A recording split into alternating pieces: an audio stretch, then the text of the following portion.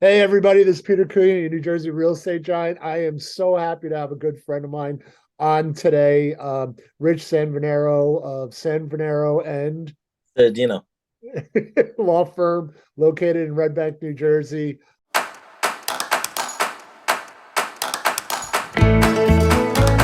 You guys have been crushing it. You guys think outside the box, which I really do appreciate. And thank you for coming on, man. This is great. Kind of give people. I always joke. You have a sharp memory. First time I met you, I kept throwing some random trivia at you, and like it was just like you're just knocking them out of the park. And I was like, really? How do you know all this stuff? Right? It's everything from, I guess, 80s movies, Marvel movies to like baseball history. And it was just like, did you grow up kind of that way? What were kind of your interests? Absolutely. So I'm like a closet nerd with a personality. That's why I like to tell everybody. I can hang around with any group of people, whether you got the sports fans, the movie buffs, the people like to read books or trivia. Listen, I like to watch Jeopardy at night sometimes. It's the little things in life that make us happy. But no, I grew up in New York, came over to New Jersey, more than half my life now living out here. I grew up in a small town called Brooklyn. I'm sure you may have heard of it. And then went to Staten Island for a few years. And now I live and reside in Monmouth County. My office is in Red Bank in Monmouth County as well. We handle all matters throughout the state of New Jersey, as well as New York, Florida, and DC. And, it's such an honor to be part of the NDAP because we make such a difference. I've seen the program and what we set forth work time and time again throughout the years. So it was a no brainer when this group opened to jump in the group and continue to do right by our clients and the people of the community and not just be motivated like other people may not take the best interest of their clients at heart. And I like to practice law by putting my best interest for my clients at the forefront. So, for people that aren't aware of what the NADP is, it's a group that Rich and I are both involved in. It's called the National Association of Divorce Professionals. We're part of the Monmouth County chapter. It's a great organization. We were talking about this before, you and I, on off camera.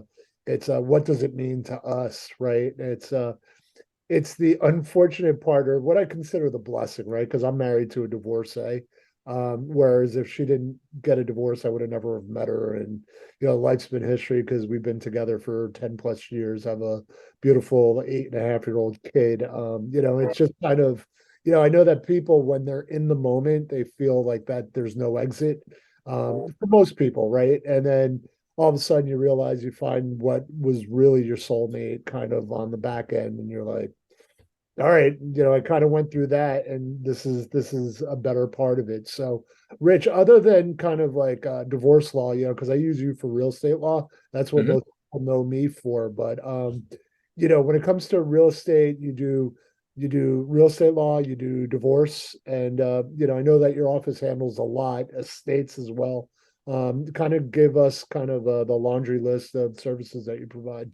Sure. So we do a lot of civil litigation. So it could be anywhere from representing businesses, forming businesses, could be partner disputes, operating agreements. We also handle cannabis law, which is a new hot area. We've been very involved with that, with helping applicants obtain licenses, whether it be conditional or a full approval. We also help our clientele find real estate that can operate at either as a retail for cannabis or grow or distribution. So we're doing that. That's been a great area. And then obviously with real estate, as you had mentioned, we do commercial residential. I'm certified as a divorce attorney for New Jersey and also do mediation arbitrations, and we do trust and estate work and Yeah. municipal.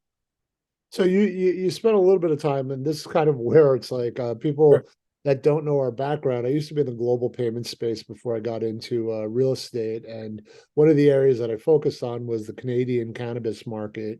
Because when people think of cannabis, all they think about is like either the flower product, the edibles, the consumables, the drinks, whatever it is. There's stuff that I don't even know that's out there, dabbing and all this other crazy stuff. But One of the things that I always found interesting was now people on the real estate side, as states become more open to the idea of legalizing cannabis, it's like there's like a gold rush for this space. Yeah. And you mentioned something. I just got off the phone with somebody about an hour ago. They are conditionally licensed and they're converting to an annual license. I don't know what that means, right? And it's like what townships, who's got farmland, this person's looking for 5+ acres, but you know how it is. It's Of I'll course. sell to you, but it's 100 acres, right? And it's like, oh, yeah, I'll pass on that. So the struggles are real. I love having you on board because I put these in the categories of outside the box. I always laugh when people are like, "Oh, I want to sell a house and buy a house," right?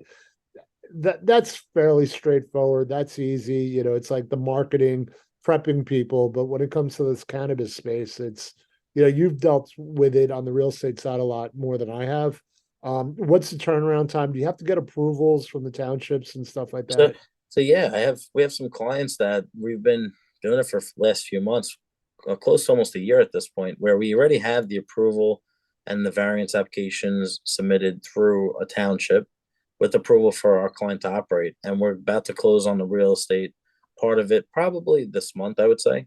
When everything just falling in line at the right time. But then you have to then make sure the space is outfit to what you're trying to do there. So that's going to take a few months. So it's not an overnight process. It takes time, and you have to be ready to be in that waiting period for a little bit because townships can take their time when they're trying to approve you under your application to operate a cannabis, like I said, retail space or whatever you're trying to do within that township. So Right. Right. No, and I don't want to use this whole session to talk about cannabis. I mean, we yeah, certainly could, but if you have questions, call Rich. These guys are crushing it in that space. That I had to reach out to you to get more information on stuff as well. And it's funny because the person that called me was like, they just lost out on a deal because they didn't get the approvals. I don't think that they have their ducks in a row. And it's like funny because you get sent on these wild goose chases, and then nothing ever happens yeah, because things change, life changes. 6 months from now, it's they want to do something else. It's always like the way I look at it, it's like you could tell it was just like some hippie that had a financial investor that was going to back them for this project, and I don't think people understand how difficult it can be.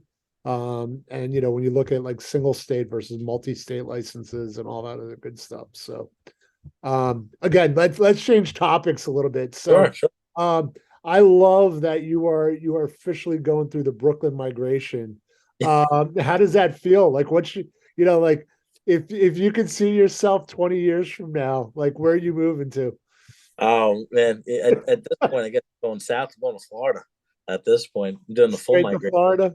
That's right, straight to Florida. Why not? All And be a right. snowbird for 6 months. I think that's the way to go. I love to golf, so for me, it's like go down during the months now and come back when the Jersey weather warms up because there's nothing better than our Jersey shores, and that would be a cool thing because Florida becomes a sauna because it gets so hot during the summer. So Right. I'm sure you've seen this before. It's always I get a lot of people especially from Staten Island for some reason. They're like, I want to move down to the shore, but I don't want to be around other Staten Island people. And I'm just like, yeah, okay, good luck. yeah. You know, Well, like when I came out, when I came out to Jersey, it was like early 2000s. There was a few people from New York, but it wasn't like it is today. And it was like a little weird at first because I moved to a state where I didn't have the same, I don't want to say culture or upbringing, but it's totally different. Now it's like we all assimilate so well because a lot of the Brooklyn establishments or Staten Island establishments are either opening up businesses out here because the clientele has now moved out here, right. or so it's like very similar. So it's like a sweet spot now. I mean, everybody's also happy, Pete, as you know, their home prices have gone through the roof. So people are making good dollars on their investments over the years and have sold and made some nice ones and have gotten to some new properties with the interest rates before they went back up, I'm sure. So like there was some positives to everything. Yeah, no, it's the things that people don't understand is that I grew up down here. I lived in Manhattan for 20 years and then I moved back down here, right? And I've also I spent some time down south, right? It's like for me, it's like I can just adapt to anybody. But I'm a big fan of Italian food, right? And like Yeah. there's an Italian market almost like on every street corner. I'm sure not as good as like in Brooklyn, but it's just, you get all the benefits of like the food and the people and the culture and everything else because we are in a melting pot. Yeah. I always joke. I speak Portuguese, so I have a lot of Brazilian clients, but I also have a lot of Indian clients, right? Because there's a huge Indian population in Middlesex County, right? I'm just like I'm waiting for good Indian restaurants to come down here. Unless I go to Freehold or there's a place in Middletown that's pretty good, but it's I'm a foodie. So what kind of foods are you into? I love all kinds. Salad. Other than salad, Rich. Right. Sure. You can tell everybody that too. I took him to a salad place as well. He's the big green giant. I gotta make sure I gotta give him his greens. I love like Chinese. I like Pekin Pavilion in Manalapan. One of my favorite restaurants to go to. I'm good Italian. See, when you come from an Italian family, I'm not so keen about going out for Italian because I think It's family better. But I like going out for like sushi and steak. So there's a lot of good spots around. what's your go-to steak place now? Ah, there's really good vibe. Like you're looking for a steak, you're looking for atmosphere because there's different, different answers to that question. But Well, not the food. all right, I mean, I've been to Butcher Blocks. I think their steak is excellent. I think Gabriella's also makes a terrific steak.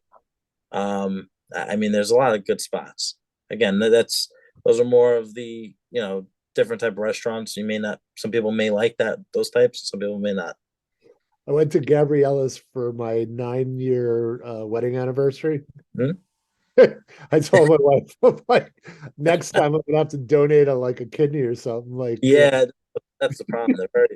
Everything gets very pricey now in this area. I was just down in Dallas a couple of months ago, and one of my favorite parts was like there was a steakhouse in the hotel. I really don't want a steak, but like let me see what it is after just being in Gabriella's. And I'm like, that same kind of Wagyu beef was like half the Oh, price. And I'm just like, oh fuck yeah. Dallas. Do you like barbecue? I love barbecue.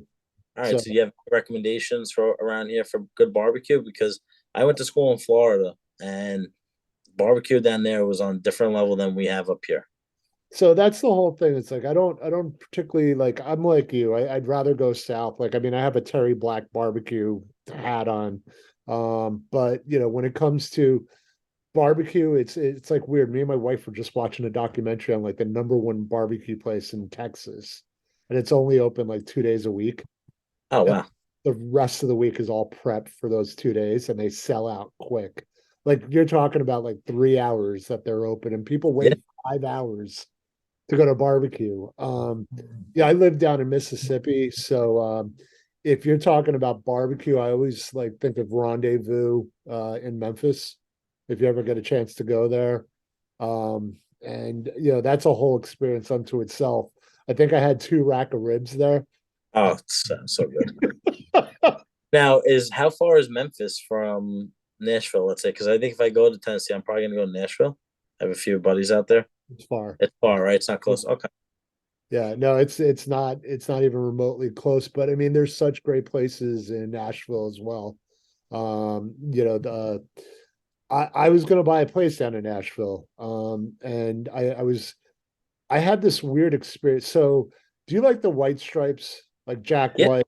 All right. So he Yeah. has a record studio down there Okay. in Nashville. So we went down there and we went and visited.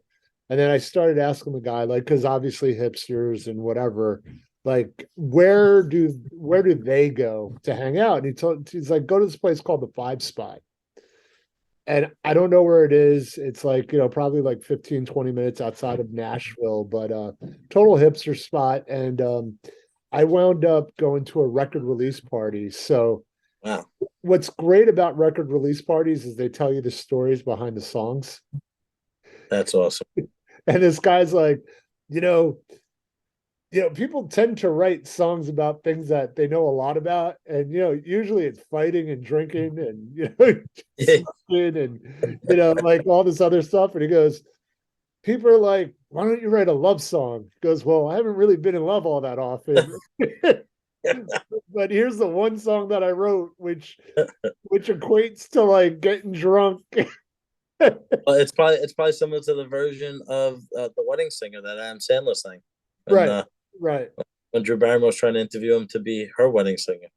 right. So I literally, I don't drink. So I was at a record release party hanging out, smoking cigars. And the crazy part is like I'm from Jersey, and they're like, "Oh my God, this guy's coming down. He's riding his motorcycle to come to this party. The Jersey boys got to get back together." And I met this guy, and he's wonderful. And we actually been to Asbury Park and seen some shows That together. that's so cool. Do you Yeah, ever you like Kid Rock? of course. I've been to his bar. I heard his bar is like the hot spot down there in Nashville. Well, it's the number one bachelorette city in the So, world. so what's wrong with that? No, no, it's just Yeah, so I went to Kid Rock's. I don't drink. I bought a round of drinks and it cost me $100. And I was like, all right, cool. Like I guess we're here. But like just going down memory lane, it's like I really love the Johnny Cash Museum. I mean, yeah. I'm like the guy that loves swag. So like when I was in there, I just wanted to buy every t-shirt that you could. It's just I love Nashville. I think it's one of the best cities in the country, and I like it more than Austin. So if that means That's I like Austin, I guess. Not there wasn't anything that like kind of wowed me over the top, but when Mhm. it came to Nashville, it was like you're gonna love it. There's like so many things to do down there. What do You you know got? what? I went to Indianapolis and I thought that city was so clean. It was so like modernized. It was really cool. I went out there for the Indy 500 and I went Right. into the snake pit in the middle and it was so much fun. It was Memorial Day weekend and it was out of control. Food was great. The people around were a lot of fun. So it was really good time. So if people like this is something that I never knew. I was in the pits for a speedboat racing thing because I worked for the Hard Rock and we sponsored one of the boats. And when I tell you the barbecue, like just the barbecue in the pits, like we had lobster tails, like grilled lobster. I'm like, how do I not know about this? Right? Like this is what you guys are eating down here. So yeah, no, it's I was invited to a couple of NASCAR races. I've never been. It's just something that I want to do. Have you ever heard of this thing called the 24 hours of lemons? No. It's like you've heard of 24 hours of Le Mans. Yes, I've heard of that. So it's a play on that, but you can only buy your car. You can only spend $500 on a car. Maybe it's 1,000, and you have to race it for 24 hours. Oh God. Oh yeah, you're gonna So like people will literally drive off the track and drive to a gas station to get gas. that's great. I have a mortgage lender that I know that does it. Like they do it like 4 times a year, and like they nerd out and work out on their cars, and they'll spend $400 on a car and then like thousands to get it to where it needs to be, which is just kind of funny for this whole race. They Uh, should make a second movie, Talladega Nights 2, and just do it just on this, the 24-hour limits. yeah, I don't even I want like the documentary. Like I'm a big documentary guy. I forgot there's one that's like rock and roll lot like lot lizards or whatever. That's like from the 80s. Oh, if you want to watch a good one, just watch one. Was Woodstock '99. I saw That it. Saw it. yeah, that Fucking was crazy. that was crazy, I, crazy. I I'm gonna find this other one to send you. It's like raw Betamax, like sort of. It's scratchy. It's like I think it was like they were like a Judas Priest concert or something like Oh yeah, that. But have you no, ever have you ever seen Firefest? Did you watch that one too? Firefest or Firefly. No, Firefest, Fyre. Yeah, yeah, yeah, yeah. That was ridiculous. Another one, just like those documentaries. I sometimes laugh like how do we let these people even do what they're doing?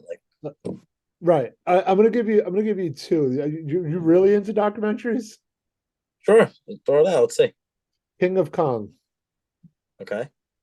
Have you ever No, no, I don't know what that is.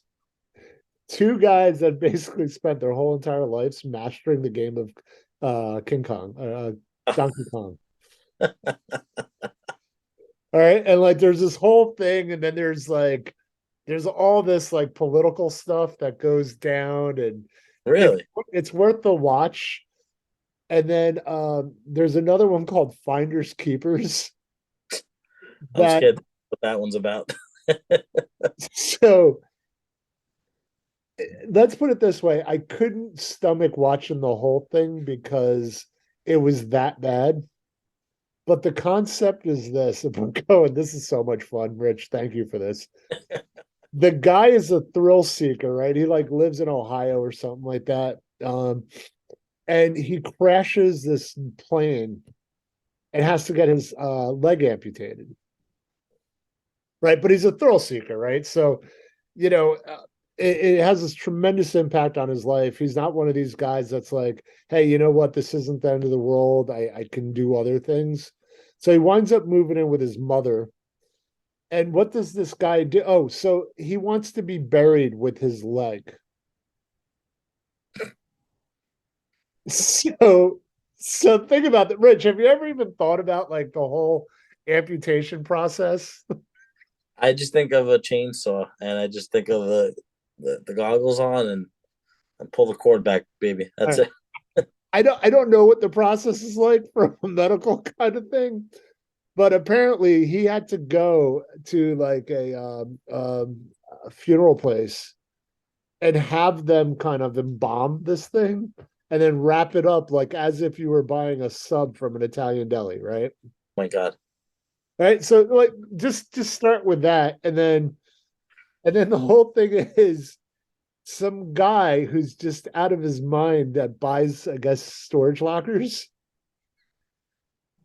Bought a storage locker with this, right? So the whole thing is about this guy buying the storage locker, opening up this barbecue thing, right? That he gets in there, and what's in it wrapped up, right? It's this whole like he finds his foot, this leg, That's and he won't hysterical.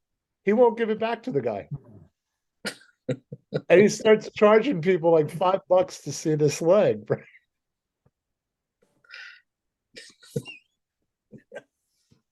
I can't. This is So the fact. as a lawyer, you're probably going to watch this and be like, no, like Oh this is yeah. Oh yeah. so wrong. But Finders Keepers and the King of Kong.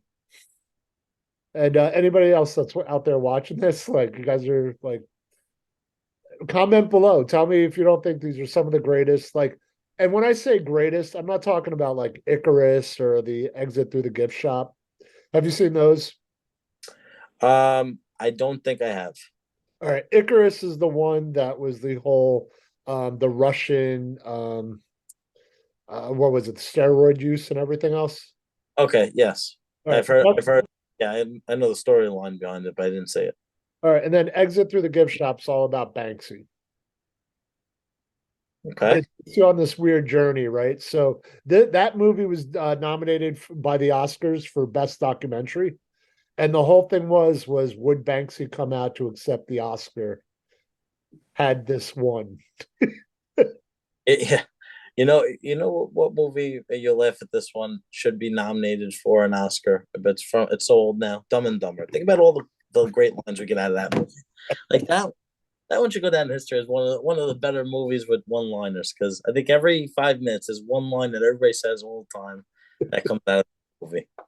All right, well, I'm gonna have to revisit that one. So listen, I'm always looking for stuff to watch.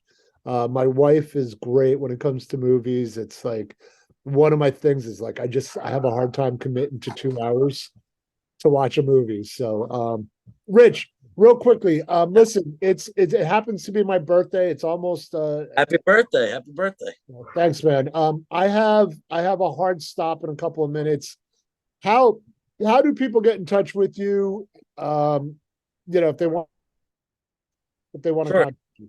So they could go to they could look me up on the internet. Sanvenero and Cittadino LLC. We're located in Red Bank, New Jersey, 228 Maple Avenue, Red Bank, New Jersey, 07701. Our phone number is 732-743-9665. And our email is rsanvenero at the sclawoffice.com. And go to our website. You'll get all the information from there. It's www dot the word the THE SC as in San Venero Cittadino lawoffice.com. That's how they can find me. Right. And I just want to just really stress because you've been really helpful with me with a bunch of my clients that are going through a divorce. I know that you don't just do divorce, but I think it's really important for people to know that handling those, sometimes it's beneficial to have someone that's involved on both sides of it because otherwise it can get really complicated with too many hands in the pot. So, Absolutely, 100% right with that. all right. So, Rich, thanks for your time, buddy. Let's do this again soon. All right. Absolutely. Thank you so much for having me. All right. Later, buddy. All right.